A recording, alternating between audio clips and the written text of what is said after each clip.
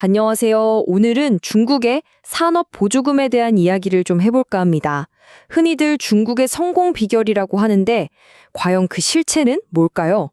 새로운 데이터를 가지고 한번 속 시원하게 파헤쳐 보겠습니다. 자, 바로 이 질문이죠. 정부 보조금이 중국 경제 패권의 비밀병기인가? 정말 많이들 그렇게 생각하시잖아요. 그런데 과연 그게 전부일까요? 오늘 저희는 데이터를 가지고 그 통념에 한번 도전해 보려고 합니다. 오늘 우리가 함께 떠날 여정은 이렇습니다. 먼저 지금 전 세계적으로 뜨거운 보조금 논쟁부터 시작해서 중국이 쓰는 돈의 진짜 정체는 뭔지, 그리고 그 돈이 대체 어디로 흘러들어가는지를 따라가 볼 거고요. 마지막에는 반도체라는 아주 흥미로운 케이스를 통해 진짜 성장의 동력이 뭔지 그 놀라운 반전을 확인하시게 될 겁니다. 자, 그럼 본격적으로 시작해 볼까요? 요즘 뉴스 보시면 중국발 디플레이션 수출 이런 이야기 정말 많이 들으시죠? 너무 싼 중국산 제품 때문에 전 세계가 난리라는 건데요. 그럴 때마다 항상 범인으로 지목되는 게 있습니다. 바로 불공정 경쟁을 만든다는 중국의 막대한 정부 보조금이죠. 네, 바로 이겁니다. 중국이 막대한 현금을 기업들한테 그냥 막 퍼줘서 그걸로 싼 물건을 만들어 세계 시장을 장악한다. 이게 바로 우리가 깨부술 첫 번째 통념입니다. 과연 진실일까요? 자, 그럼 첫 번째 통념부터 한번 제대로 파헤쳐보죠. 모든 건 현금 지원 때문이다. 과연 그럴까요? 데이터를 딱 열어보는 순간, 와, 이건 우리가 생각했던 거랑은 완전히 다른 그림이었습니다. 이거 보세요. 정말 흥미롭지 않나요? 우리가 흔히 생각하는 직접 보조금, 그러니까 현금으로 주는 돈은요, 전체의 22%밖에 안 됩니다. 4분의 1도 안 되는 거죠. 진짜 핵심은 바로 저리융자랑 세금 감면이었어요. 이게 무슨 뜻이겠어요? 그냥 돈을 막 뿌리는 게 아니라 훨씬 더 교묘하고 정교하게 산업 전체를 자기들 원하는 방향으로 끌고 가는 전략이라는 거죠. 근데 방식만 다른 게 아니에요. 스케일이, 와, 이건 정말 압도적입니다. GDP의 1.73%? 이게 감이 잘 안 오실 수도 있는데 한국이랑 비교하면 거의 3배고요. 미국이랑 비교하면 5배 가까이 되는 돈을 그냥 산업정책에 쏟아붓고 있는 겁니다. 이건 뭐 그냥 다른 리그에서 뛰고 있다고 봐야죠. 자, 그럼 이렇게 어마어마한 돈이 대체 어디로 가는 걸까요? 많은 분들이 아마 그거 철강처럼 망해가는 옛날 산업들 살리는 데 쓰는 거 아니야? 라고 생각하실 거예요. 그게 바로 두 번째 통념입니다. 하지만 데이터는 또 한 번 우리의 예상을 완전히 빗나갑니다. 이 표를 한번 보세요. 돈이 어디로 가는지 명확하게 보이죠? 정보통신 장비, 특수목적 기계, 화학, 전부 다 첨단 기술 제조업입니다. 반면에 우리가 예상했던 철강 산업은요? 지원 비율이 굉장히 낮습니다. 이건 정말 놀라운 지점이에요. 이 돈의 흐름을 보면 중국의 진짜 속내가 보이는 겁니다. 낡은 산업을 연명시키는 게 목표가 아니에요. 중국 제조 2025 같은 국가적인 큰 그림 아래에서 미래 산업 생태계를 아예 새로 만들고 있는 거죠.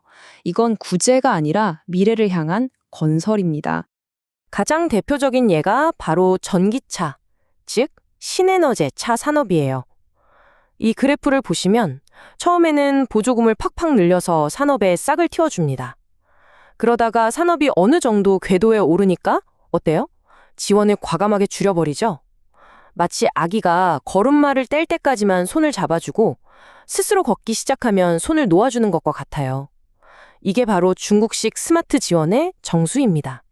자, 그럼 지금까지 중국의 산업 정책이 얼마나 정교하고 전략적인지 살펴봤습니다.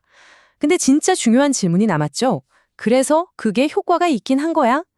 이 질문에 대한 답을 찾기 위해 우리는 가장 치열한 전쟁터, 바로 반도체 산업을 들여봐 볼 겁니다. 아시다시피 중국은 반도체 자립을 위해 정말 천문학적인 돈을 쏟아부었습니다. 국가의 명운을 걸었다고 해도 과언이 아니죠. 자, 그렇다면 그 막대한 투자의 성적표는 어땠을까요?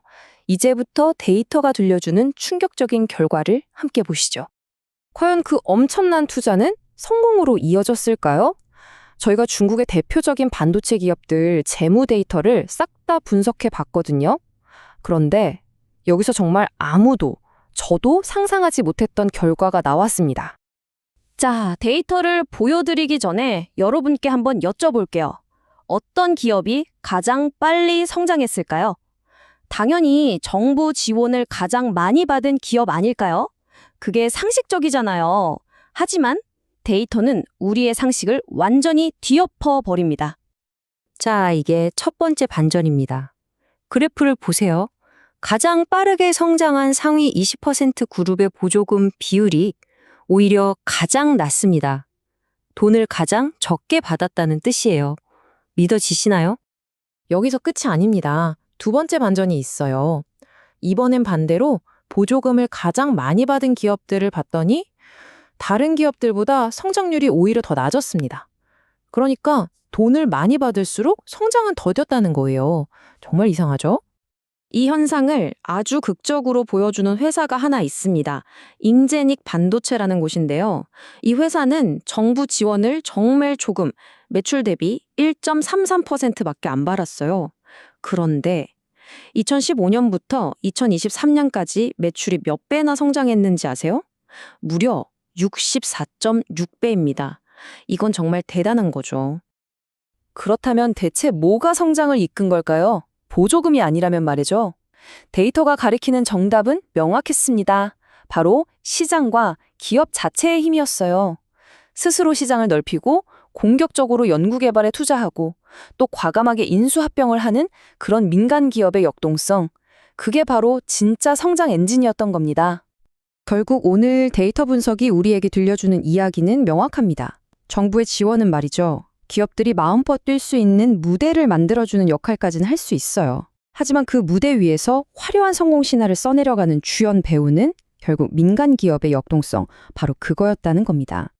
자, 오늘 이야기를 마무리하면서 여러분께 이런 질문을 한번 던져보고 싶습니다. 만약 정부의 보조금이 성장의 마법 열쇠가 아니라면 어쩌면 우리가 생각하는 것보다 훨씬 더 시장의 힘이 국가의 정책보다 강력한 건 아닐까요? 이 질문에 대한 답을 한번 고민해 보시는 것도 흥미로울 것 같습니다.